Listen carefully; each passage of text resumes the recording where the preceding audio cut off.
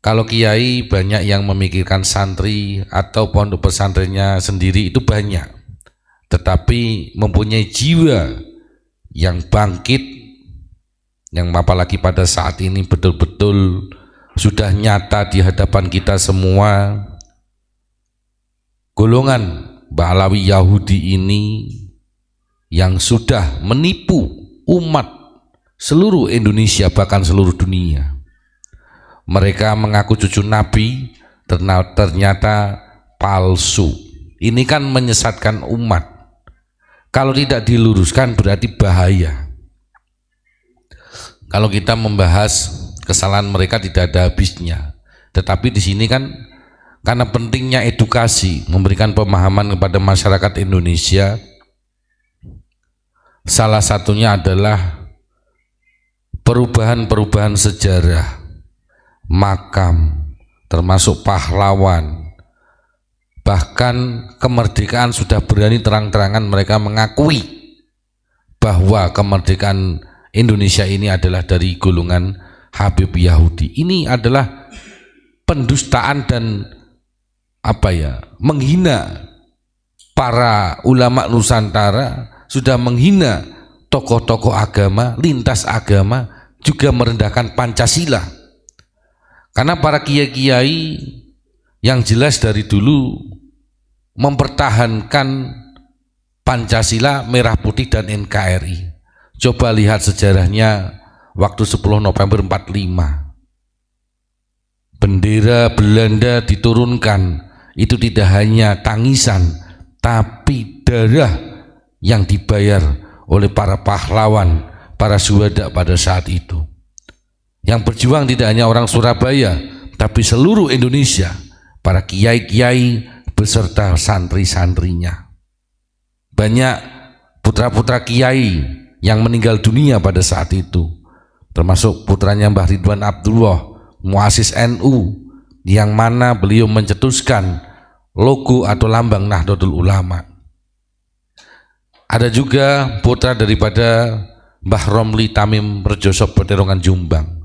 Dan ini masih banyak para syuhada yang sudah gugur di medan perang pada saat itu. Tidak pernah diungkap, tidak pernah dibahas. Nah sekarang dengan seenaknya Ba'alawi Yahudi ini dengan modal jubah menjual agama, menjual nama Rasulullah. Ini kan sudah menantang Allah dan Rasulnya. Karena dia tidak ikut berjuang di Indonesia. Dia hanya memanfaatkan, menjual nama Rasulullah untuk mencari pundi-pundi keuangan untuk golongan mereka sendiri. Coba jenengan amati kehidupan mereka mewah-mewah. Apakah ada dari golongan mereka yang biasa tirakat? Tidak ada. Ada yang modusnya pura-pura sok nasionalis.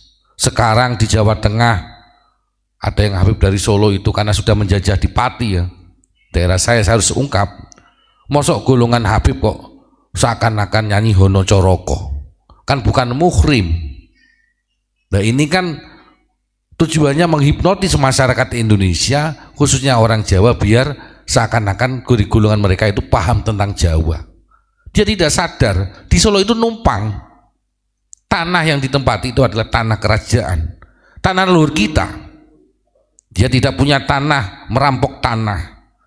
Dia tidak punya leluhur di Jawa, di Nusantara ini. Dia mengaku-ngaku itu adalah leluhurnya. Ini adalah kelakuan para penjajah, suka memutarbalikkan fakta. Habib Utsman bin Yahya terang-terangan saat itu mengeluarkan fatwa bahwasanya para kiai toreko adalah sesat. Kiai toreko adalah pemberontak. Banyak korban para kiai saat itu, ahli-ahli toreko yang dipenjara, yang dibunuh, yang digantung, yang diungsikan. Itu korban daripada fatwanya Utsman bin Yahya. Kalau dilanjut lagi setelah era kemerdekaan ada namanya PKI. PKI saat itu adalah dari golongan Ba'alawi Yahudi. Salah satunya adalah DNA Aidit. Itu otaknya. Itu yang dihembuskan dari Eropa, termasuk dari Amerika, karena sudah ada video yang bocor menyebutkan bahwasanya itu adalah program Amerika CIA yang dilewatkan oleh Habib Yahudi. Banyak para kiai yang meninggal pada saat itu zaman PKI. Dia adu domba antar sesama pribumi. Ketika PKI gagal, mereka memakai ganti politik salju, memakai politik agama, mendekati cucu-cucu daripada para pahlawan, cucu-cucu daripada kiai-kiai, para wali-wali yang sudah berjuang di Indonesia, cucu-cucu yang sudah mendirikan pondok pesantren di Indonesia dengan pola lemah lembut, tetapi di belakangnya dia menusuk. Tujuannya adalah mencengkeram biar bisa diatur, biar bisa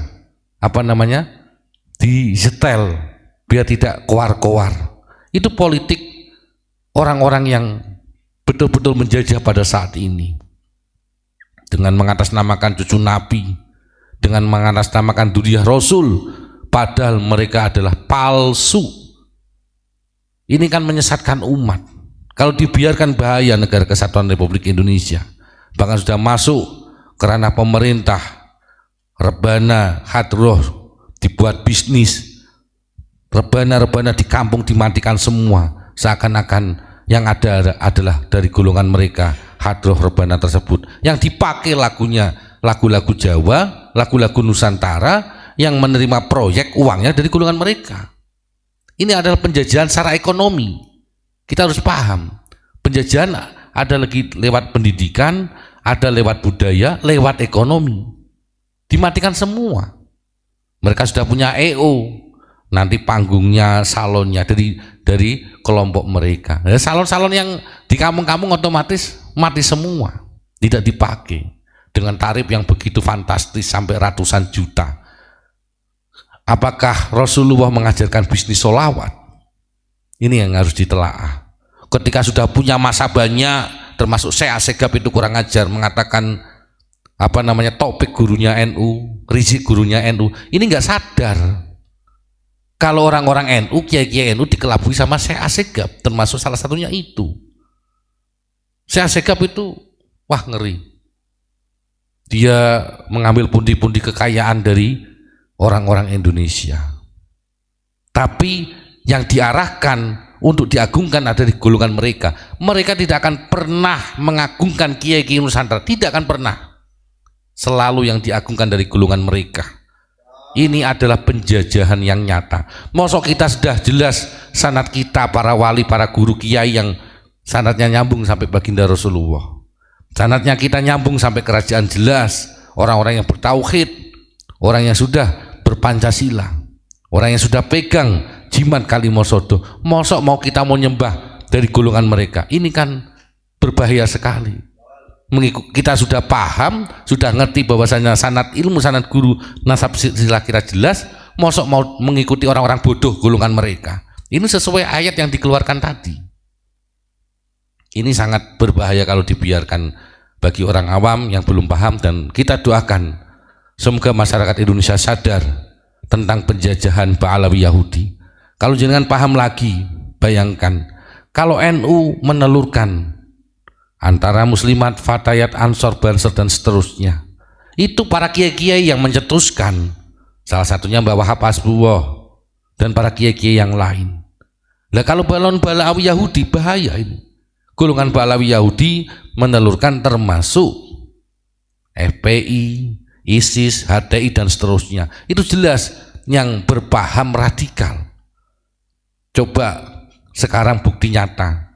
Ciri-ciri paham Wahabi adalah menghalalkan harta, bahkan darah yang tidak sesuai dengan akidahnya. Sekarang banyak muhibin yang mengancam dari para pejuang-pejuang yang saat ini menyadarkan masyarakat Indonesia, yang pada saat ini sudah kecuci otaknya, bahkan berani sama keluarga, orang tuanya, gurunya, kiainya. Ini jelas mereka klan Ba'alawi Yahudi ini adalah pahamnya, akidahnya adalah Wahabi.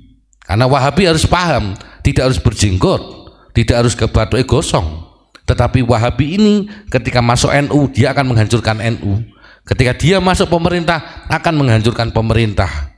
Dia masuk Thariqah, akan menghancurkan Thariqah. Ini paham Wahabi yang sangat berbahaya, dan paham ini dibawa oleh dari golongan luar negeri ingin menghancurkan Indonesia lewat politik agama. Yang dipakai alat-alat mereka adalah golongan Pahlawi Yahudi yang pada saat ini bercokol di Indonesia, meneruskan penjajahannya Belanda dan Utsman bin Yahya. Mungkin sementara itu dulu, terima kasih, semoga bermanfaat. Wabillahi taufiq wal hidayah. Wassalamualaikum warahmatullahi wabarakatuh.